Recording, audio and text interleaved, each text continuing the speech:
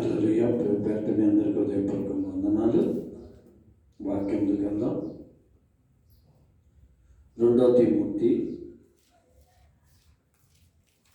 3వ అధ్యాయము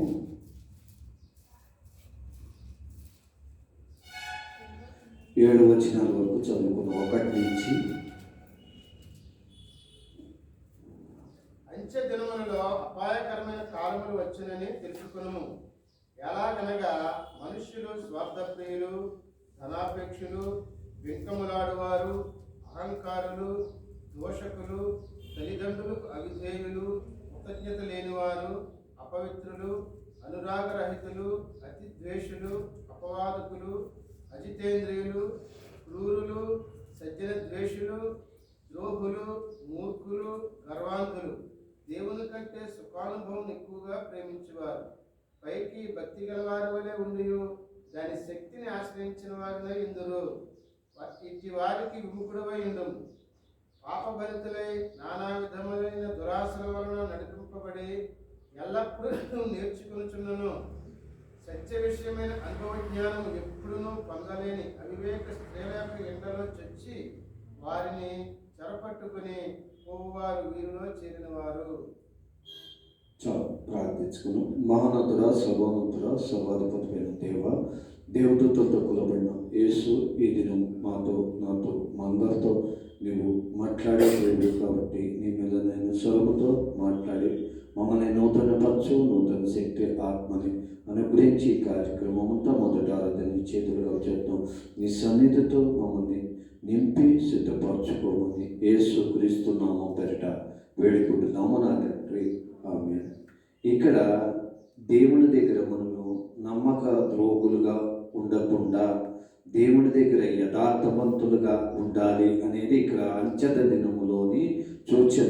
ఎందుకంటే అంచెత దినములో మరి అనేకమైన శ్రమలు వచ్చినప్పుడు దేవుడి దగ్గర మనము ఒక నమ్మకస్తులుగా ఉండాలి. అంటే దేవుణ్ణి విడిచి మనము ఏ విషయంలోనూ కూడా దేవుణ్ణి మనము విడిచి వెళ్ళకూడదు. అందుకనే దేవుడి దగ్గర అంచెత దినములు అపాయకరమైన కాలములు వచ్చినా తెలుసుకున్నా కూడా ఎలాగంటే మన మనుషులు స్వార్థప్రియులై ఉండకుండా దేవుని మీద ఆధారపడుతూ ధనాపేక్ష మీద మనం మగ్గు పెట్టకుండా మనం దేవుని మీద ఆధారపడుతూ అహంకారం మరి కలిగి ఉండకుండా దేవుని మీద ఆధారపడుతున్నప్పుడే క్రీస్తు యేసు యందు మనం నిలిచిన వారం అవుతాం. ఎందుకంటే ఈ పరిస్థితులు ఏంటంటే రానున్న పరిస్థితులు శ్రమను బట్టి అంచెత దినములు తట్టుకోలేక మనం అనేక విధాలుగా దేవుని నమ్ముకున్నప్పుడు నమ్మక ద్రోహం అంటే మనకు తెలుసు కదా, స్నేహితులు కానీ మనకు తెలిసిన వారు కానీ నమ్మి ఒక బాధ్యత అప్పచెప్తే ఆ బాధ్యతని వారు ఏం చేస్తారంటే నమ్మక ద్రోహము చేసి వాడు మోసం చేసి వెళ్ళిపోతారు కదా. అట్లాగే దేవుడి దగ్గర కూడా మనం ఎంతో నమ్మకంగా ఉండాలని నిర్ణయించుకుంటున్నప్పుడు శ్రమలు వచ్చినప్పుడు, బాధ వచ్చినప్పుడు, కష్టాలు వచ్చినప్పుడు నమ్మక ద్రోహంగా దేవుని విడిచిపెట్టేసి వేరే వాటి వైపు దృష్టి పెడతాం. ఎందుకంటే ఒక ఆయన వ్యాపారం చేస్తున్నాడంట, మంచిగా నమ్మకస్తుడు పని చేస్తున్నాడు. ఆ పని అతను కదా అని అతని పేరు మీద టెండర్ వేసుకున్న తర్వాత 10 లక్షలు బిల్లు వచ్చిందంట. ఆ 10 లక్షలు వచ్చుకుని అతను వెళ్ళిపోయాడట. ఫోన్లు చేస్తూ అకౌంట్లో అమౌంట్ పడే వరకు పేమెంట్ మంచిగా ఉన్నాడు. పేమెంట్ పడగానే ఏం చేశాడంటే అతను విడిచి ఎక్కడికో దూరంగా వెళ్ళిపోయాడంట. అంటే నమ్మక ద్రోహం చేసినప్పుడు శ్రమల్లో ఉన్నప్పుడు అతను నమ్ముకున్నాడు, శ్రమల్లో ఉన్నప్పుడు అతనితో తోడుగా ఉన్నాడు, శ్రమల్లో ఉన్నప్పుడు అతనితో నడిచాడు. తర్వాత ఏమైందంటే వ్యాపారం వచ్చిన తర్వాత అతను నమ్మి అకౌంట్లో వేసినప్పుడు ఆ అకౌంట్ అమౌంట్ అంతా అతను డ్రా చేసుకుని అడ్రస్ లేకుండా కుటుంబాన్ని పిల్లలంతా ఎక్కడికో తీసుకుని వెళ్ళిపోయాడట. అంటే చూడండి, ఈ లోకంలో ఎంత నమ్మక ద్రోహాలు చేస్తారో అట్లానే యేసు ప్రభువుని ఇంత మనకు ధనము, సంపద, ఐశ్వర్యమును ఇచ్చిన తర్వాత శ్రమ వచ్చినప్పుడు, బాధ వచ్చినప్పుడు దేవుణ్ణి విడిచిపెట్టేసి వెళ్ళిపోయినట్టుగా ఉండకూడదు. ఎందుకంటే మనం దేవుణ్ణి నమ్మింది ఎందుకంటే మనలో ఉన్నవన్నీ వెళ్ళిపోయి పరిశుద్ధత కలిగిన జీవితానికి మనల్ని నూతన పరుచుతున్నాడు దేవుడు. ఆ నూతనమైన ఆత్మని కలిగిన వారుగా మనం జీవించవలసిన వారు. మనము ఏ విషయంలోనే కూడా దేవుడికి లోతుల్లో ఉండి మరి తాత్కాలికంగా మనం ప్రేమించట్లేదు. ఇక్కడ మనం తాత్కాలికంగా క్రీస్తుని ప్రేమించట్లేదు. శాశ్వతమైన నిత్యరాజ్యంలోకి వెళ్ళటానికి మనము ప్రేమిస్తున్నాం కదా. అంటే ఏంటి? ఇక్కడ దేవుడిని దానం ఇస్తేనే ప్రేమిస్తున్నామా, ఆశీర్వాదం ఇస్తేనే ప్రేమిస్తున్నామా, ఆయన మనల్ని నడిపిస్తేనే ప్రేమిస్తున్నామా, లేకపోతే ఆయన ఇచ్చినా ఇవ్వకపోయినా కూడా ప్రేమిస్తామా అనేది మనం ఇక్కడ ఒక తీర్మానం. అంచెత దినంలో ఏంటంటే ఇవన్నీ శ్రమలు కలుగుతాయి. ఇప్పుడు నమ్మకంగా ఉంటారా ఉండరా, ఇప్పుడు యథార్థతగా ఉంటారా ఉండరా, ఇప్పుడు క్రీస్తుతో సహవాసం కలిగి ఉంటారా ఉండరా, క్రీస్తుతో సంబంధం కలిగి ఉంటారా ఉండరా, క్రీస్తుతో నడవటానికి ఇష్టపడతారా లేదా అనేది ఇక్కడ మనం అంచెత దినంలో ఒక సూచనగా మనకు చూపిస్తున్నాడు. ఎందుకంటే మనల్ని దేవుడు నడిపించడానికి ఇష్టపడుతున్నప్పుడు మనం ఏం చేస్తామంటే వీటి మీద దృష్టి పెట్టి, వీటి మీద ఆశ పెట్టి మనము దేవుని సన్నిధికి ఆత్మీయ స్థితిలో పోగొట్టుకుంటున్నామా అంటే నమ్మక ద్రోహం అంటే ఏంటంటే దేవుని కన్నా ఎక్కువగా ఈ లోకము, ఈ లోక సంపద, ఈ లోక ఆలోచన, ఈ లోకమైన కలిగిన వాటి మీద ఎక్కువగా మనం మొగ్గు చూపిస్తే అంటే కనుక ఫస్ట్లో ఉన్న ఆశ, ఫస్ట్లో ఉన్న నడిపింపు, ఫస్ట్లో ఉన్న దేవుని శక్తి, ఫస్ట్లో ఉన్న ఆశని అంతా ఏమవుతుందంటే రాను రాను మనల్ని నిరాశపరిచేస్తుంది. అంటే దేవుడితో సహవాసాన్ని దూరపరుస్తుంది. అందుకని మనం ఈ అంచెత దినంలో చాలా జాగ్రత్త కలిగిన వారిగా ఉండాలి. ఎందుకంటే ఆయన రాకడికి సమీపిస్తున్నాం కాబట్టి ఆయనతో మనం ఉండవలసిన వారిగా మనం ఆయన యుద్ధ దగ్గర ఎలాగ ఉండాలంటే దేవుణ్ణి కలిగిన మారుమనసు లేని వారుగా కాకుండా ఉండకుండా మారుమనసుని కలిగిన వారిగా ఉండాలి. అందుకని ఇక్కడ మరి ఇక్కడ 2 కొరింథీయుల 13వ అధ్యాయంలో ఇక్కడ చూసుకున్నాం 3 సార్లు 1, 2, 3 వచ్చిన చదువుకున్నాం. మూడవసారి నేను మీ వద్దకు వచ్చుచున్నాను. 2, 3 సాక్షుల నాట ప్రతి మాటయు స్థిరపరచబడవలను. నేను మునుపు చెప్పితిని, నేను ఇప్పుడు మీ వద్ద లేకుండాను రెండవసారి మీ వద్ద ఉన్నట్టుగానే మునుపటి నుండి పాపం చేయుచున్న వారికి మిగిలిన వారికి అందరికీ ముందుగా తెలియజేయనిదేమనగా, నేను తిరిగి వచ్చిన యెడల కనికరము చూపను. క్రీస్తు నా యందు పలుకుచున్నాడని రుజువు కోరుచున్నారా? ఆయన మీ ఎడల బలహీనుడు కాడు గాని మీ యందు శక్తిమంతుడై ఉన్నాడు. బలహీనతను బట్టి ఆయన సిలువ వేయబడింది గాని దేవుని శక్తిని బట్టి జీవించుచున్నాడు. మేమును ఆయన యందుండి బలహీనమై ఉన్నాము గాని మీ ఎడల దేవుని శక్తిని బట్టి ఆయనతో కూడా జీవము గలవారు. చూడండి ఇక్కడ ఏముంటుందనండి, బలనీతను బట్టి ఆయన ఏమై ఉన్నాడని సిలువ వేయబడలేదు, కానీ దేవుని శక్తి జీవిస్తున్నాం. మనము ఆయన యందు బలనీయులమై ఉన్నామా, కానీ మీ ఎడల దేవుని భక్తిని బట్టి ఆయనతో కూడా జీవించగల వారమై ఉంటారు. అపోస్తలుడు పౌలు ఇక్కడ ఏమంటున్నాడంటే మారు మనసు లేని వారి గురించి ఖండిస్తున్నారు. అంటే మనం ముందు మారు మనసు పొందుకున్నాం, తర్వాత మళ్ళీ ఏమవుతుంది, మన మనసు, మన హృదయము, మన ఆలోచనలు, మన తలంపులన్నీ మారిపోతున్నాయి. మనం అన్నీ మారిపోవటం వలన ఇక్కడ 2-3 సాక్షులు బట్టి ఏం చేస్తున్నాడంటే అడిగి కనుక్కుంటున్నాడట, మీరు ఎలా ఉన్నారు, దేవుళ్ళు ఎలా ప్రవర్తిస్తున్నారు, దేవుళ్ళు ఎలా నడుస్తున్నారు, దేవుళ్ళలో మీరు ఎట్లాగా క్రమశిక్షణ కలిగి ఉన్నారు, సంఘంలో, సంఘ కార్యక్రమంలో, సంఘం విషయం అన్నిటిలోనూ మీరు ఎలాగున్నారని అడుగుతున్నారు. ఎందుకంటే క్రీస్తు నా యందు పలుకుతున్నాడని రుజువు కోరుతున్నారా? ఆయనను మీ ఎడల భక్తినుడు కాడు, కానీ మీ యందు శక్తివంతుడై ఉన్నాడు. బలనీతుడిని బట్టి, మన బలనీతులను బట్టి ఆయన బలనీయుడుగా అయ్యాడు. శక్తివంతుడు కాదు, ఆయన గొప్ప శక్తివంతుడై ఉన్నాడు. సిలువ వేయబడ్డాడు అంటే మన గురించి. ఆయన అంతగా మనల్ని నమ్మి విలువైన ప్రాణాన్ని మన గురించి పెట్టాడు. మనల్ని దేనిని బట్టి నమ్మాడండి? దేనిని బట్టి మనల్ని నమ్మి ఆయన మన విలువైన ప్రాణాన్ని పెట్టి ఆయన మనల్ని కొనుక్కున్నాడండి. ఇప్పుడు నేను ఇందాక చెప్పాను కదా, దేనిని బట్టి నమ్మి అతను మరి పార్ట్నర్గా పెట్టుకున్నాడు. నమ్మి మనిషిని నమ్మి దేవుడు కూడా అట్లానే మనల్ని నమ్మి ఆయన రక్తాన్ని చెందించి మనం విలువ పెట్టి కొనుక్కొని ఆయన అన్నీ మనకి ఇస్తే మనం ఆయనకి నమ్మక ద్రోహాలుగా ఉంటున్నామా? నమ్మి ఆయనతో నడుస్తున్నాం. అంచెత దినంలో మరి అనేకమైన బాధలు ఉంటాయి, అనేకమైన శ్రమలు దగ్గర పడుతున్నా కూడా దానిని బట్టి మనం ఏం కలిగి ఉండాలంటే ఇంకా నమ్మకంగా ఆయన సన్నిధానంలో ఉండాల్సిన వారిగా ఉండాలి. అందుకని ఇక్కడ ఎందుకు అపోస్తలుడు మరి పౌలు ఎందుకు చెబుతున్నాడు ఈ మాట? మీరు విశ్వాసం కలవారై ఉన్నారో లేదో మీరే పరిశోధించుకోండి. మనం విశ్వాసంలో ఉన్నామా లేదా? 5వ వచనంలో చూసుకుంటే 13:5. మీరు విశ్వాసం గలవారై ఉన్నారో లేదో మిమ్మల్ని మీరే శోధించుకుని చూచుకునడి, మిమ్మల్ని మీరే పరీక్షించుకునడి. మీరు భ్రష్టులు కాని యెడల యేసుక్రీస్తు మీలో ఉన్నాడని మిమ్మల్ని గురించి మీరే ఎరుగరా. చూడండి, ఇక్కడ ఎవరి విశ్వాసం వారే మీరు తెలుసుకోవాలి. ఇక్కడ మన విశ్వాసం ఉందా లేదా అంటే మనకే తెలియాలి. చూడండి, మనం ఏదైనా ఒక ప్రార్థన చేసామనుకోండి, అది జరిగిందా లేదా అని మన విశ్వాసంతో నమ్మి ఆ కార్యం చూసినప్పుడు మనకి పరీక్షలో అది గెలుస్తాం. అందుకని ఇక్కడ మన విశ్వాసం మీకు ఉందా లేదా మీలో పరిశోధించుకోండి. మిమ్మల్ని మీరే పరీక్షించుకొని మీరే భస్తులు కాకుండా క్రీస్తు మీలో ఉన్నాడని మిమ్మల్ని గురించి మీరే ఎరుగుతారు. చూడండి, మనలో క్రీస్తు ఉన్నాడా లేదా అనేది మన విశ్వాసమే మనకే తెలుస్తుంది. అంటే ఇక్కడ మనము భక్తిపరులుగా ఉండి భక్తిహీనులుగా ఉండకూడదు. భక్తిపరులుగా ఉండి భక్తిహీనులుగా ఉండకూడదు. మన విశ్వాసం మనకు ఉంది అంటే ఎక్కడున్నా మనము దేవుళ్ళలో మనం బలపరచగలుగుతాం. ఎక్కడున్నా దేవుని కార్యాలు మనం జరిగించగలుగుతాం. ఎందుకంటే మరి దేవుడు మనకి సమస్తమును అనుగ్రహించగల మరి శక్తి కలిగిన దేవుడు. విశ్వాసం లేకే మనం కార్యాలు చూడలేకపోతున్నాం, క్రియలు చూడలేకపోతున్నాం.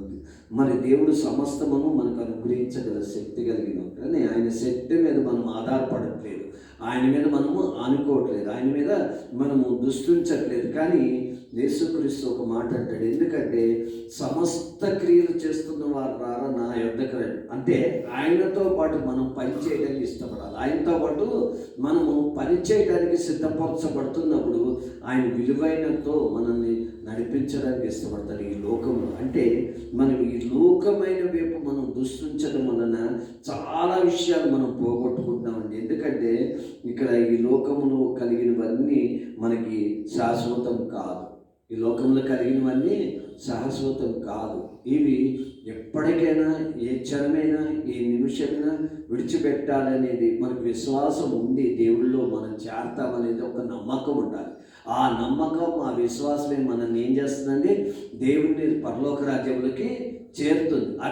అది పరిశోధించుకోవాలంటే మనము ఒక విషయము, మనది టాలెంట్ ఉందా లేదా, మనం ఎగ్జామ్స్లో పాస్ అవ్వమా, లేకపోతే ఈ ఉద్యోగంలో సెలెక్ట్ అవుతామా అవ్వమా అని ఎలాగ మనము తెలుసుకోవడానికి, ఎలాగ మనం అనుభవం సంపాదించుకుంటామండి.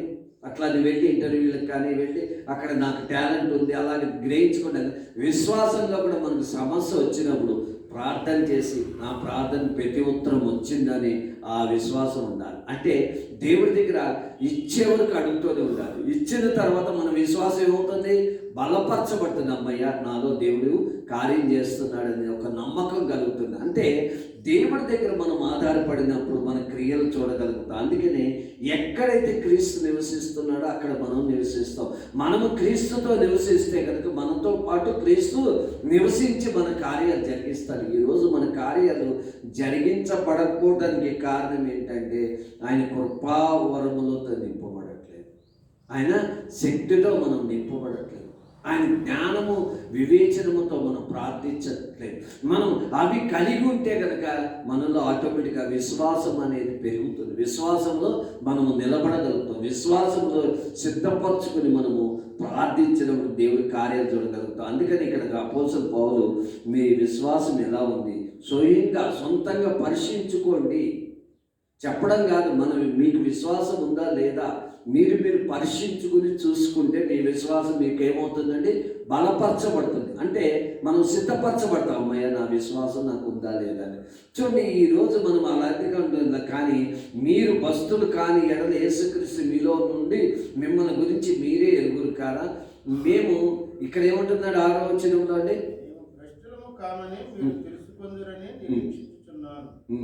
మీరు ఏ దుష్కార్యమైనను చేయకుండా వలనని దేవుడు ప్రార్థించుచున్నాను.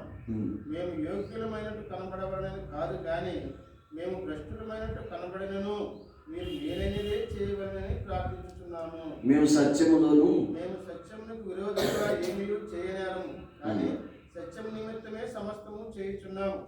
మేము బలహీనమై ఉన్నను మీరు బలవంతులై ఉండిన యెడల సంతోషించదము.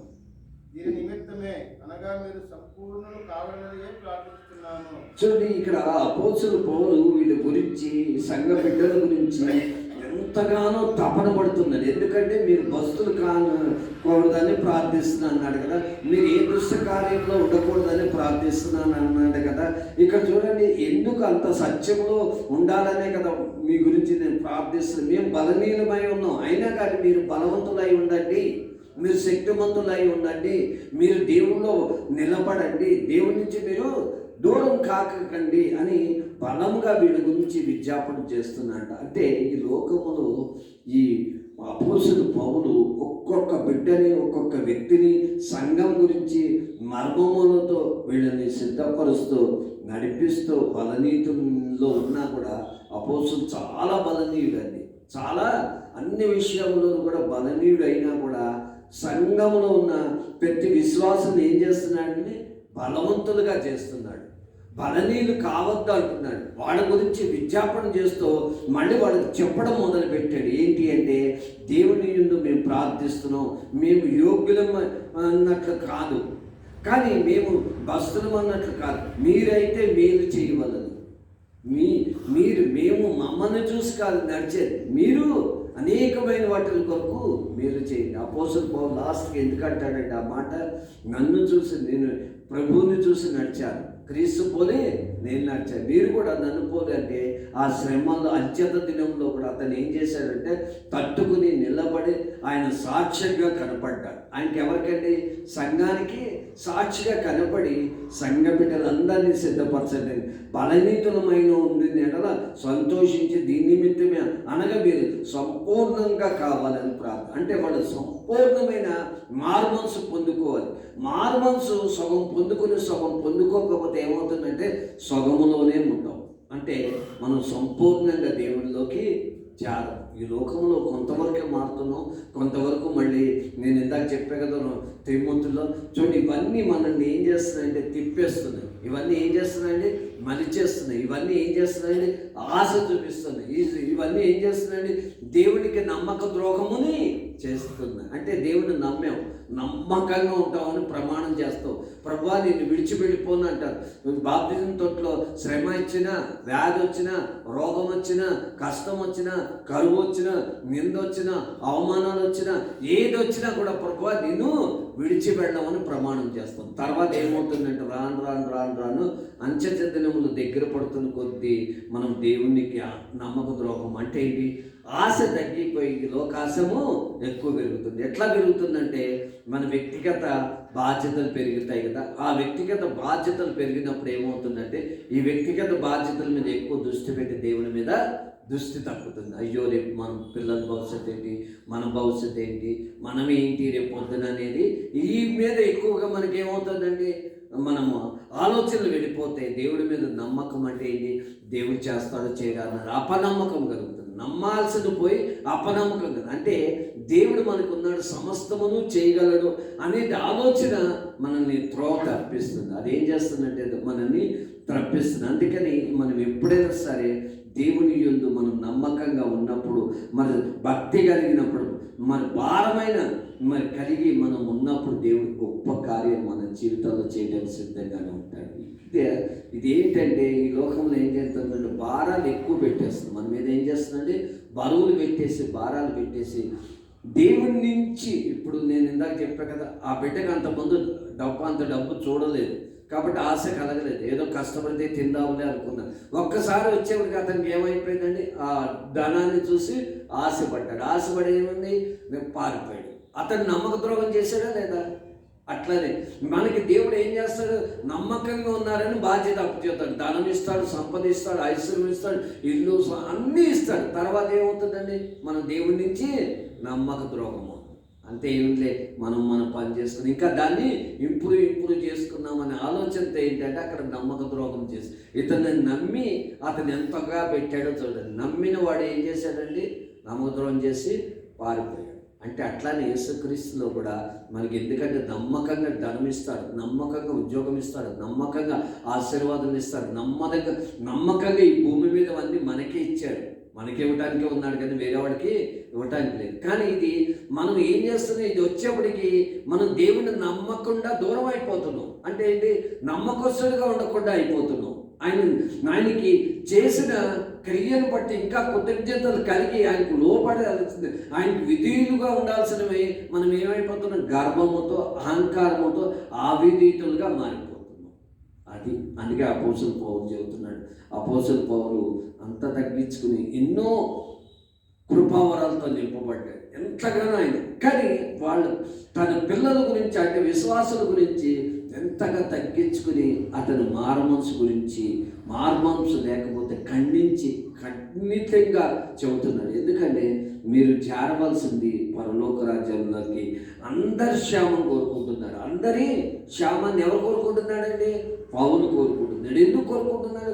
మీలో ఒక్కడు కూడా తప్పిపోకూడదు. ఆయన తపనం అది, ఆయన మంట అటువంటిది, ఆయన ఆలోచన అటువంటిది. అందుకని అక్కడ ఏమంటున్నాడు చూడండి, మీ వద్ద వచ్చినప్పుడు పడతో యుద్ధం కాదు, మిమ్మల్ని కట్టడానికే 10వ వచనం చూడండి, కట్టడానికే వచ్చాడంట 13.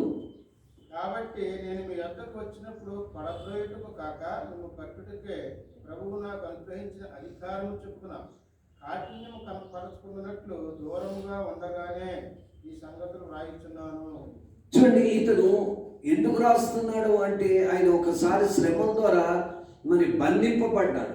మరి బంధించడమే కాదు, మరి సరసాల్లో కూడా వేయబడ్డాడు. కానీ సరసాల్లో కూడా ఉన్న బంధింపబడని కూడా తన బిడ్డల యొక్క అంటే విశ్వాసుల పట్ల ఆయనకి ఎంత మొక్కు ఉందో చూడండి. ఎందుకంటే భక్తి నుంచి అంటే శ్రమను బట్టి వాళ్ళు ఇదైపోకూడదు. నా శ్రమను చూసి మీరు దేవుడి నుంచి ఎక్కడికి అయిపోకూడదండి, దూరం అయిపోకూడదు. నా శ్రమను బట్టి మీరు దృష్టించి దేవుణ్ణి దగ్గరికి అవ్వాలి కానీ దేవునికి దూరం అవ్వద్దు అనేది చెబుతున్నాడు. అంటే అతనికి ఎంత భారం కలిగి ఉందో సంఘంలో కలిగిన క్రమశిక్షణ మీరు తప్పద్దు. ఏమంటున్నాడండి? క్రమంలో కలిగిన క్రమశిక్షణ, సావాసం, సంబంధము మీరు తప్పద్దు. భక్తిలో వృద్ధి ఇంకా పొందుకోండి. అందుకనే అతను అక్కడున్నా కూడా రాసి పంపిస్తున్నాడు. ఈ రోజు అంటే సెల్ ఫోన్స్ ఉన్నాయి, ఈ రోజు అంతా టెక్నాలజీ పెరిగిపోయింది. ఆ రోజు టెక్నాలజీ ఏమీ లేదు. ఎవరెవరు ఎలా ఉన్నారో ఉత్తరాల ద్వారానే మరి పంపించడం, రాయటం, తెలుసుకోవడం జరిగింది. అలాగే ఆయన అక్కడ అదే చేస్తున్నాడు. అక్కడి నుంచే ఉపదేశం పంపించి ఆ ఉపదేశాన్ని ఏం చేస్తున్నాడంటే చదివి వినిపిస్తున్నాడు సంఘంలో. నేను ఇలా ఉన్నాను, నేను బలనీయుడిని అయ్యానని మీరు కలిగి ఉండద్దు, కానీ మీరు బలవంతులుగా ఉండండి. నేను ఇక్కడుండి కూడా ప్రార్థిస్తున్నా, ఇక్కడుండి కూడా నేను మీ గురించి నేను విజ్ఞాపన చేస్తున్నా, ఇక్కడుండి కూడా మీకు మరి సమస్తము క్షేమం కలగాలని నేను దేవుడికి ప్రదేపడి బతిమాలుకుంటున్నానని అక్కడ క్రమశిక్షణ గురించి, పద్ధతుల గురించి మరి చేస్తున్నాడు ఉపదేశం. ఎంత తపనం కలిగి ఉన్నాడో పౌలు. ఎందుకంటే దేవుడు అప్పచెప్పిన బాధ్యత అతను నెరవేరుస్తున్నాడు. కాబట్టి మీరు కూడా నెరవేర్చండి, మీరు కూడా క్రమం తప్పకండి, మీరు కూడా క్రమముగా నడవండి, మీరు కూడా క్రమముగా ఉండి బోధకులు ఏ బోధన కంటే ఆ బోధనకి మీరు ఆకర్షణ అవ్వకుండా, అందుకే నేను ఇందాక చెప్పా కదా, మీ విశ్వాసాన్ని మీరే పరిశోధించుకోండి, పరిశీలన చేసుకోండి.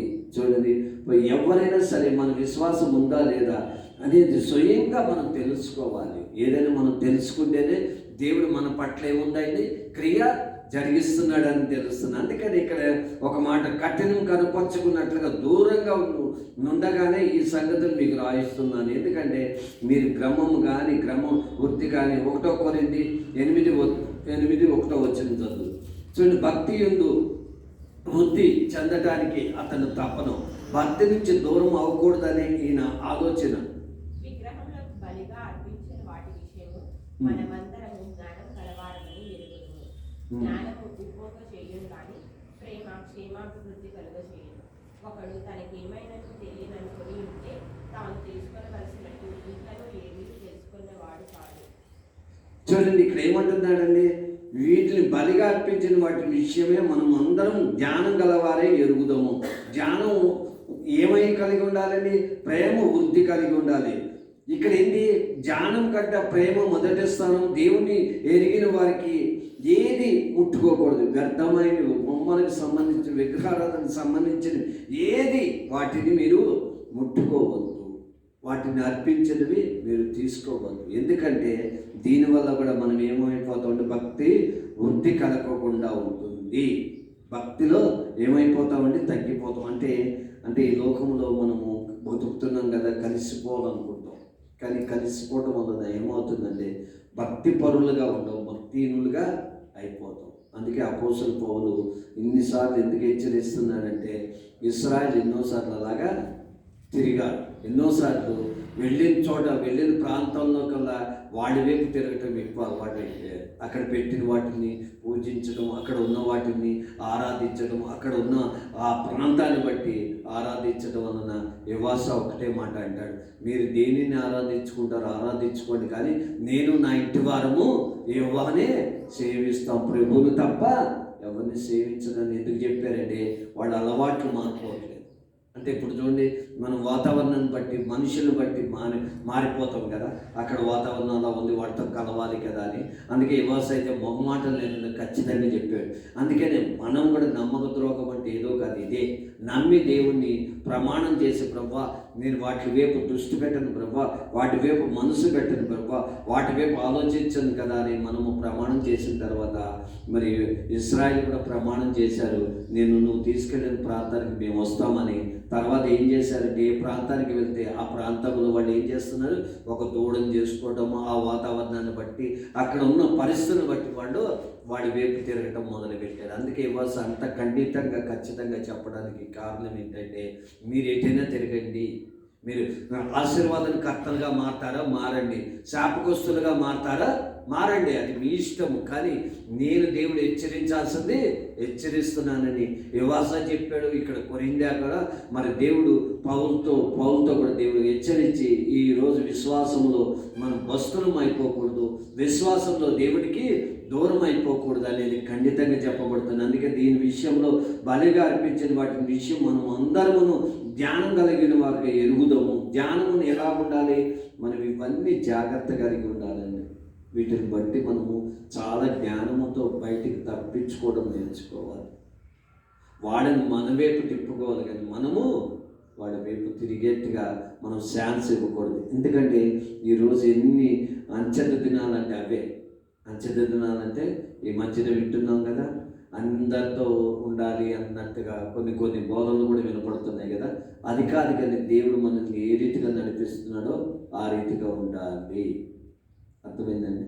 ఈ రోజుల్లో మనము జీవిస్తున్నామంటే క్రీస్తు గురించి, క్రీస్తు రాకడ వరకు నమ్మకంగా ఉండాలి. అందుకనే క్రీస్తులో మనం ఉంటున్నప్పుడు ఈ ఆలోచనలో మనం ఉండాలి. రేపు పొద్దున్న ఒక్క విషయాన్ని అంచెల దినంలో ఉండి మనల్ని దేవుడు నడిపించడానికి సిద్ధపరుస్తుండగా, మరి ఈరోజు మనం ఎలా సిద్ధపరచబడుతున్నాం అంటే, ఈరోజు ఇంకోళ్ళు ఏమంటారంటే కలిసి జీవించవచ్చు అంటారు, ఇంకోళ్ళు ఏమంటారంటే అది ఉంటే వాడితో పాటు వెళ్ళొచ్చు అంటారు, ఇంకోళ్ళు ఏమంటారు అది పెట్టుకోవచ్చు అంటారు. ఈరోజు వచ్చినాయి కదండి మాటలు. ఎలాగంటే అది లోకం రీతిగా నడిచిపోతుంది ఈరోజు. ఎట్లా కాకుండా దేవుడు మనల్ని ఎలాగ తర్పించేస్తున్నాడు, ఎలాగ మనల్ని సిద్ధపరుస్తున్నాడు, మనమే అలా సిద్ధపరచబడాలి. కానీ ఇక్కడ అపోస్తలుడు పౌలు అదే చెప్పాడు, మీ విశ్వాసాన్ని మీరు పరిశీలించుకోండి. మీరు అందరు చెప్పిన బోధనలు కాదు, కానీ మనం ఎలా ఉన్నాం, బైబిల్లో వాక్యంలో ఎలా ఉన్నాం, దేవునికి ఇష్టానుసారంగా ఉన్నామా లేదా, నడుస్తున్నామా లేదా, దేవుని ప్రేమించే రీతిగా మన జీవితం ఎలా ఉండేది అనేది ముఖ్యం. అందుకనే అక్కడ అపోస్తలుడు పౌలు చెప్పినవన్నీ మళ్ళీ వాళ్ళు చదివి మళ్ళీ ఏమయ్యారండి వాళ్ళు, అది అక్కడ చూసుకుంటే చూడండి, అలాంటి పరిస్థితుల్లో కలిగిన వారిగా ఉన్నాం మనం. ఈరోజు ఎలాంటి పరిస్థితుల్లో కలిగినాం, మనము చెప్పినవి విని మనం గ్రహించుకుని మన సిద్ధపాటు మనం కలిగి ఉండాలని. ఎందుకంటే దేవుడు ఒకటే మాట చెప్పాడు, ఇవన్నీ తొలగించి ఒకేసారి బలి అర్పించుకున్నాడు. ఒకేసారి ఆయన మళ్ళీ ఇంకా బలులు దేనికి అర్పించాల్సిన అవసరం లేదు. అందుకే అపోస్తలుడు జ్ఞానం కలిగి ఉండమంటున్నాడు, వివేచనం కలిగి ఉంటున్నాడు. తను తెలుసుకున్నట్టుకే, తను తెలుసుకున్నట్లుగా ఇంకనూ ఏమీ తెలుసుకున్న పాటు కాదు. ఒకడు దేవుణ్ణి ప్రేమించిన ఎడల అతడు దేవుణ్ణి ఎరిగిన వాడు. 4వ వచనం, కాబట్టి విగ్రహములకు బలిగా అర్పించిన వాటిని తినుట విషయము లోకమందు విగ్రహము వట్టిదనియు ఒక్కడే దేవుడు తప్ప వేరొక దేవుడు ఒక్కడే దేవుడు, ఇంకెంతమంది ఉన్నారండి? మరి ఈ ఒక్క దేవుణ్ణి మనం ఎరిగినప్పుడు ఇంకా అర్పించాల్సిన అవసరం ఏముందండి? ఒకసారి అర్పించేసుకున్నాడు ఆయన, ఒకసారి సమర్పించేసుకున్నాడు. అక్కడ మళ్ళీ మనం బలులు అర్పించాల్సిన అవసరం లేదు. మళ్ళీ అర్పించినామంటే దేనికి అర్పిస్తున్నట్టు అవి చూడండి. ఈ అర్పణను బట్టి దేవుడు మనకి విమోచించారు. అందుకే ఇక చూడండి, లోకంలో దేనిని ఒక్క దేవుని తప్ప మరొక దేవుడు లేడని ఎరుగుదాము. చూడండి, ఇంకా దేవుడు అనేవాడు లేడు. ఆ దేవుడే మన శిలువ మరణాన్ని పొందుకున్నాడు, వివేచన మనకి ఇస్తున్నాడు. కానీ ఈరోజు మన వివేచన కలిగి దేవుని పరిశుద్ధంగా ప్రేమిస్తున్నామా, జ్ఞానంతో ప్రేమిస్తున్నామా, మరి వ్యర్థమైన వాటిని వైపు దృష్టి పెట్టి మరి దీనినే విగ్రహము అంటే ఏంటంటే అన్నీ నేను ఇందాక చెప్పా కదండి, దాని అపేక్ష ఇవన్నీ ఒక విగ్రహంలాగా మనం దాన్ని ఎక్కువ ప్రేమిస్తున్నామా, దేవుని ఎక్కువ ప్రేమిస్తున్నాము. దేవునితో ఎక్కువగా సావాసం ఉంది. ఆయనని నమ్మి, ఆయనకి మనల్ని నమ్మి ప్రాణం పెట్టాడు కదా, మనం ఆయనని నమ్మి మనం ఉంటున్నాము. ఆయనతో మనం సావాసం కలిగి జీవించగలుగుతున్నాము. ఆయన రాకడ వరకు నమ్మకంగా ఉంటున్నాం. అపోస్తలుడు పౌలు అంతకుముందు నమ్మనప్పుడు భయంకరమైన స్థితి కలిగిన వాడు. నమ్మినాక దేవుని నమ్మకంతోనే బతికాడు. శ్రమైన, వేదనైనా, కరువైన, కటకమైన, ఇబ్బంది అయినా ఏది కలిగినప్పుడు కూడా అలాగ అనుభవపూర్వకంగానే తన సంఘ బిడ్డలకి ఏం చేస్తున్నాడంటే అందిస్తున్నాడు. ఆయన ఎక్కడున్నా కూడా మీరు త్రోవ నుంచి ఏమవుతున్నారండి, తప్పిపోవద్దు అంటున్నాడు. ఎక్కడి నుంచి అండి? దేవుని యందు నుంచి మీరు తప్పిపోవద్దు, వాటి వైపు మగ్గు పెట్టద్దు, వాటి వైపు దృష్టి పెట్టద్దు. మీరు భక్తుల్లోనూ భక్తిపరముగాను వృద్ధి కలగండి. తను తగ్గించుకున్నవాడు హెచ్చించబడతాడు. కాబట్టి మానవుడి జ్ఞానం వ్యర్థము, దేవుడి జ్ఞానంతో బతకండి. ఇదంతా చెప్పిన బోధనంతా అపోస్తలుడు పౌలు ఒకటి లాస్ట్లో చెప్పింది ఏంటంటే, మీరు మానవుని జ్ఞానంతో బతకద్దు, దేవుని జ్ఞానంతో బతకండి. దేవుని జ్ఞానం మీకు ఇస్తాడు, మిమ్మల్ని నడిపిస్తాడు. దేవుని జ్ఞానంతో మీకు సంపదనిస్తాడు. దేవుని జ్ఞానంతో మీకు సమకూరుస్తాడు. సకలమును ఆయన మేలు నిమిత్తమే చేస్తాడు కదా. అలాగే మేలు నిమిత్తమే మనం సమస్తమును కలిగి ఉన్నాం. కాబట్టి దేవుని జ్ఞానం కలిగి ఉండాలి, మానవుని జ్ఞానం కలిగి ఉండదు. దేవుని ప్రేమని కలిగి ఉండాలి, మానవుడి ప్రేమ కలిగి ఉండదు. పరిశుద్ధత కలిగి ఉండాలి, పరిపూర్ణతలో ఉండాలి అనేది దేవుడు చెబుతున్నాడు. చూడండి, ఇవన్నీ మనుషుల ప్రేమ వేరు, దేవుని ప్రేమ వేరు. మనుషుల ప్రేమ ఎలా ఉంటుంది? స్వార్థానికి ప్రేమిస్తారు. దేవుని ప్రేమ ఎలా ఉంటుంది? స్వార్థం కాదు, స్వచ్ఛమైన ప్రేమ, శ్రేష్టమైన ప్రేమ కలిగిన వారుగా ప్రేమిస్తాడు. ఎందుకంటే అటువంటి ప్రేమ కలిగిన వారుగా మనల్ని ఉండమంటున్నాడు. అంటే మానవుడి జ్ఞానం ఎలా ఉంటుందంటే, మానవుడుగా స్వార్థాన్ని చూసుకుంటాడు. దేవుని ప్రేమ ఎలా ఉంటుందంటే, మానవుడి జ్ఞానమును దేవుని జ్ఞానం ఏంటంటే అందరి గురించి ఆలోచిస్తుంది జ్ఞానం. అందుకని ఆత్మీయ జ్ఞానం కలిగి ఉండాలి.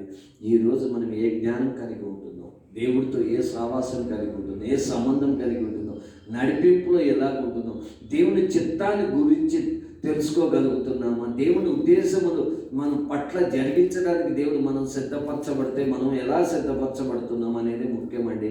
దేవుడు ఈరోజు మనతో ఎలా చెబుతున్నాడంటే, ఇది ఇందుచేతనే 12వ అధ్యాయము 1 కొరింథీ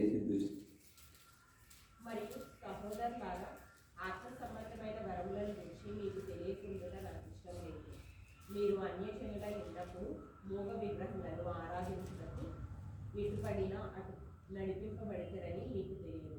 ఇందుచేత దేవుని ఆత్మ వల్ల మాట్లాడు వాడెవడును యేసు శాపగ్రస్తుడని చెప్పడని, పరిశుద్ధాత్మ వల్ల తప్ప ఎవడును యేసు ప్రభు అని చెప్పలేడని నేను మీకు తెలియజేయుచున్నాను. కృపావరాలు నానా విధములుగా ఉన్నవి కానీ ఆత్మ ఒక్కటే, మరియు పరిచర్యలు నానా విధములుగా ఉన్నవి కానీ ప్రభువు ఒక్కడే. నానా విధములైన కార్యములు కలవు కానీ అందరిలోనూ అన్నిటినీ జరిగించు దేవుడు ఒక్కడే. అయినను అందరి ప్రయోజనం కొరకు ప్రతివానికి ఆత్మ ప్రత్యక్షత అనుగ్రహింపబడుచున్నది. ఏలనగా ఒకనికి ఆత్మ మూలంగా బుద్ధి వాక్యములు, మరి ఒకనికి ఆత్మను అనుసరించిన జ్ఞాన వాక్యములు, మరి ఒకనికి ఆ ఆత్మ వల్లనే విశ్వాసములు, మరి ఒకనికి ఆ ఒక్క ఆత్మ వల్లనే స్వస్థపరచు వరములను, మరి ఒకనికి అద్భుత కార్యములను చేయు శక్తియు, మరి ఒకనికి ప్రవచన వరములు, మరి ఒకనికి ఆత్మల వివేచనయు, మరి ఒకనికి నానా విధముల భాషలను, మరి ఒకనికి భాషల అర్థం చెప్పు శక్తియు అనుగ్రహింపబడి ఉన్నది.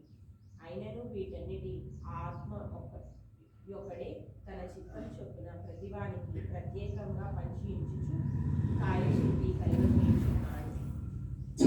ఇక్కడ చూడండి, ఇందుచేతనే దేవుని ఆత్మ మాట్లాడుతున్నవాడు. యేసు శాపగ్రస్తుడు చెప్తున్నాడుగా, పరిశుద్ధాత్మ ఉన్న తప్ప ఎవడును యేసు ప్రభువుని చెప్పలేడని మీరు తెలుసుకున్నారు. కృపావరం నానా విధంగా ఉన్నాయి, కానీ దేవుని ఆత్మ ఒకటే. కృపా కలిగిన ఆత్మలు ఎన్నైనా ఉండొచ్చు, కానీ దేవుని ఆత్మ ఒక్కటే. 10 ఆత్మలు లేవండి, 10 ఆలోచనలు ఉండవు. ఇంకోటి ఏమంటున్నాడని, నానా విధమైన కార్యములు, కానీ అందులోనే అన్నీ జరిగించేది దేవుడు ఒక్కడే. ఏది జరిగించినా దేవుడు ఒక్కడే. ఆయన అందరి ప్రయోజనాల కొరకు, అందరి క్షేమం గురించి, అందరి క్షేమాభివృద్ధి గురించి ఏమై ఉన్నాడండి దేవుడు. మరి ప్రతి వాణి ఆత్మ ప్రత్యేకంగా అనుగ్రహించబడింది. ఏది కనుక ఒక్కని ఆత్మ మూలంగానే బుద్ధి వాక్యము, మరి ఒకని ఆత్మ అనుసరించిన జ్ఞాన వాక్యమును, మరొకని ఆత్మ వలన విశ్వాసముని, మరొకని ఆత్మ వలన మరి స్వస్థత పరిచే వరములు, ఇవన్నీ దేవుని వల్ల కలిగేది. మనం విశ్వాసం పరీక్షించుకోవాలి అని ఇందాక చెప్పే కదా, ఇవన్నీ కృపావరాలు ఎన్ని ఉన్నాయని తెలుస్తుంది. మీకు బలనీత అనారోగ్యం ఉన్నప్పుడు మీరు ప్రార్థిస్తే మీకు ఒక స్వస్థత కృపావరం ఉంది. అట్లా మన విశ్వాసం మనము పరీక్షించుకోవాలి. మీరు ప్రార్థిస్తుంటే దేవుడు కార్యం జరిగిస్తున్నాడు అనేది ఒక నమ్మకం మనకి కలుగుతుంది. అంటే చాలామంది మనం సేవకుల మీద ఆధారపడటము ఫస్ట్ ఆధారపడతాం సేవకుల మీద, అది మంచిది. కానీ రెండోది మనం పరీక్షించుకోవాలి. చూడండి, మరి స్కూల్కి వెళ్ళి పిల్లలు నేర్చుకున్నాక నాకు వచ్చిందా లేదా అని వాళ్ళు ఏం చేస్తారండి, మళ్ళీ హోంవర్క్ రాసుకున్నట్టుగా, అవును వాళ్ళు వాక్యం చెప్పారు, ప్రార్థన చేశారు, మళ్ళీ నేను క్రియ చూడాలి అనేది మనం పరీక్షించుకోవాలి. ఎందుకంటే ఇక్కడ ఏది కనుక ఒక ఆత్మ మూలంగానే బుద్ధి వాక్యము, మరొకను వాక్యం వలన విశ్వాసం, మరొక ఆత్మ వలన స్వస్థత, మరొక అద్భుత కార్యాలు చేయబడిన శక్తి, మరొకరికి ప్రవచనం, ఏ వరం మనకి ఏదుందో తెలుసుకోవాలి. అంటే మనం దేవుడితో ఎదుగుతున్నాం, కానీ దేవుడు మనకి ఏమి ఇచ్చాడు? తలాంతులు, ఏ కృపావరాలు మనకి ఇచ్చాడు? దేవుడు దేని వల్ల మనల్ని సిద్ధపరుస్తున్నాడు, మనల్ని దేవుడి వల్ల నడిపిస్తున్నాడంటే ఇవన్నీ చేస్తే దేవుడితో నమ్మకంగా ఉన్నట్టు. అంటే మనం పరీక్షించుకోలేదనుకోండి, మనం ఈ లోకంలో ఎంత చదివినా కూడా వ్యర్థమే కదా. దానికి తగినట్టుగా ఫలితం రాకపోతే, పరీక్షలు రాసి ఉద్యోగం కానీ వ్యాపారం కానీ దానికి తగినట్టుగా జ్ఞానంతో మనం సంపాదించకపోతే ఏమవుతుందండి? వ్యర్థమైంది. ఇట్లానే మనం బైబిల్ చదివి బైబిల్ విని కూడా మనం ఏది సంపాదించుకోకపోతే వ్యర్థం. గమనించండి, విశ్వాసం కూడా మనం సంపాదించుకోవాలి. ఎంత గొప్ప సేవకులు, గొప్ప కృపావరాలు ఉంటాయి. చిన్నవాడికి చిన్న కృప, ఏ కృపావరం మనకి ఇచ్చాడు అనేది ముఖ్యం. నానా విధంగా, కానీ జరిగించేది ఎవరండి? ఒక్కడే దేవుడు, ఒకే ఆత్మ ద్వారా ఇవన్నీ అందరికీ సమానంగా పంచుతున్నాడు. అంటే దేవుడికి ఏముంది? భేదాభిప్రాయం లేదు. భేదాభిప్రాయము లేకుండా అందరినీ ఒకలాగానే ప్రేమిస్తున్నాడు. కాబట్టి దేవుడు ఒక్కడే అండి, ఆత్మ ఒకటే అండి. కాబట్టి ఆత్మ ఒకటే, దేవుడు ఒక్కటే. కాబట్టి అపోస్తలుడు పౌలు చెబుతున్నాడు, నేను ఎక్కడున్నా కూడా మీ క్షేమాన్ని కోరుకుంటున్నా, ఎక్కడున్నా మీ దీవెనలు కోరుకుంటున్నా, ఎక్కడున్నా మీ పరిశుద్ధతని కోరుకుంటున్నా, ఎక్కడున్నా మీ పరిపూర్ణతని కోరుకుంటున్నా, ఎక్కడున్నా మీరు దేవుడితో సహవాసం ఉండాలని కోరుకుంటున్నా. నేను ఎక్కడున్నా కూడా 2-3 సాక్ష్యాలు విని మిమ్మల్ని గురించి నేను సంతోషిస్తానంటున్నాను. అంటే ఆయనకి ఎంతసేపు ఏంటంటే వాడి అభివృద్ధి కలిగితే ఆయన సంతోషం. ఎవరికండి? అపోస్తలుడు పౌలుకి. ఎందుకు? దేవుడు నాకు అప్పచెప్పిన బిడ్డలు ఎదుగుతున్నారని ఒక ఆనందం కలుగుతుంది. ఆనందంతో ఆయన సంతోషి. బలనీయుడే, కానీ బలవంతమైన కార్యాలు మీరు బలవంతులుగా ఉండండి అంటే యేసుప్రభువు కూడా బలనీయుడే, కానీ మన గురించి బలనీయుడు అయ్యాడు. మన గురించి ఏమయ్యాడండి? శ్రమ పడ్డాడు. మన గురించి ఏమయ్యాడండి? అవమానపడి ఆయన శిలువ మరణము లేచి గెలిచిన వాడుగా ఉన్నాడు. ఈరోజు కూడా మనం ప్రతి దాని నుంచి లేచి గెలవటానికి దేవుడు ఆ విశ్వాసాలు కాకుండా ఉండాలి. ఏమై ఉండాలండి? ఆ విశ్వాసములో కాకుండా ఉండాలి. విశ్వాసంలో స్థిరమైన మనసుండి దేవుడి దగ్గర మనం ప్రతి విషయాన్ని కోరుకుంటే దేవుడు మనకు చేస్తాడు. ఎందుకంటే మనము ఒకే రొట్టె తింటున్నాం, ఒకే ఆయన రొట్టె తింటున్నాం కదా, వేరువేరుగా రొట్టెలు లేవు. ఆయన రక్తమే ఒకే పానీయం, ఆయన బండ మీద ఉన్న నీరే మనం తాగుతున్నాం. అంటే ఏంటి? ఆయన కృపావరాలు అందరికీ సమానంగానే ఇస్తారు. ఎవరి టాలెంట్ని బట్టి, ఎవరు అడిగే ఆశని బట్టి, ఎవరి కోరుకున్న కోరికని బట్టి ఆ కోరికని ఇస్తాడు దేవుడు. కాబట్టి మనం అన్నీ పొందుకోవాల్సిన వారమై ఉన్నాం, అన్నీ మనము అనుభవించవలసిన వారమై ఉన్నాం. ఈ లోకములో బైబిల్ మనం చదివినామంటే బైబిల్లో ఉన్న ఒక్క కృపావరమైన మనకు రావాలి, ఒక్క కృపావరమైన రావాలి. ఏదైనా సరే అది ఎన్నైనా ఉండొచ్చు, దేవుడు మనకి ఇచ్చినవి మనము పొందుకోవాల్సిన అవసరం ఉందని అక్కడ పౌలు చెబుతున్నాడు. కాబట్టి ఈరోజు మనము దేవుని ఆత్మతో నింపబడ్డకు దేవుడు మనకు అనుగ్రహించిన చిన్న మాటలను బట్టి దేవుడు దీవించిన కాక ప్రార్థన చేసుకున్నాం, సిద్ధపరచుకున్నాం ఉదయాన్ని. ప్రభు, అవును దేవు, నేను ఎవరి మీద దృష్టించకుండా ప్రభు, నేను నా విశ్వాసాన్ని పరీక్షించుకోవాలి, చూసుకోవాలి ప్రభు. నమ్మక ద్రోహం కాకుండా నీ మీద నేను నమ్మకంగా ఉండటకు జీవించడానికి నాకు సహాయం చేయి. ప్రార్థించుకుందాం.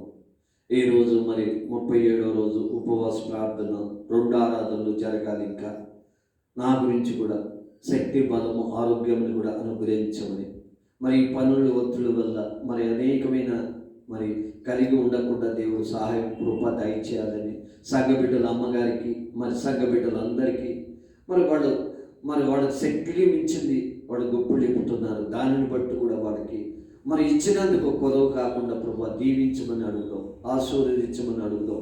అవును ప్రభు, వారికి సమృద్ధిని దయచేయి. వారి కష్ట పరిస్థితుల్లో కూడా ఇప్పుతున్నారు, వారికి ఇబ్బంది ఉన్నా కూడా ఇస్తున్నారు ప్రభు. సంఘము సేవ పరిచయం ప్రేమించి, నిన్ను ప్రేమించి ప్రభు ఇప్పుతున్నారు. ఇప్పిన వారందరినీ జ్ఞాపకం చేసుకోమని ప్రార్థించుకున్నాం. అలాగే ప్రార్థిస్తూ అడుగుదాం, ఈ 2-3 ఆరాధనలో కూడా దేవుడు ఘనంగా జరిగించాలని, మహిమకరంగా జరిగించాలని, ఆయన సన్నిధి మన మధ్యన ఉండాలి. అట్లానే మన ఇంట్లో కూడా, మన కుటుంబాల్లో కూడా దేవుడి సన్నిధి ఉండాలి.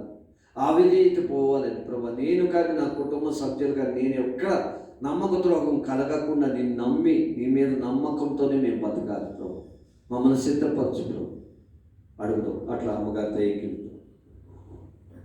స్తోత్రం నాయన, నీకు వందనాలకు దింత ఆస్తుతులు చెల్లించుకొని మొదట ఆరాధన నడిపించిన ప్రతి ఒక్క బిడ్డను బట్టి వందనాలకు దింత ఆస్తుతులు చెల్లించుకుని వచ్చిన బిడ్డలందరినీ